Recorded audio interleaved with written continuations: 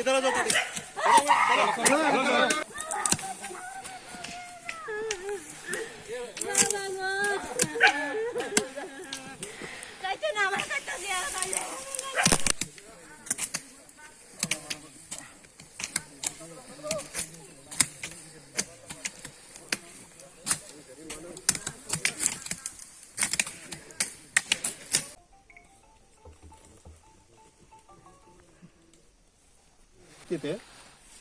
আমি কলমচুরা থানার officer TSR 30 জন, CRPF 140 battalion 2 section district থেকে আমাদের অফিসার এসেছেন, একজন সাব ইন্সপেক্টর।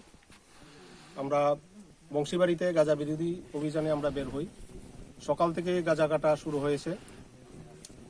আমরা এইমাত্র গাঁজা কাটা শেষ করলাম।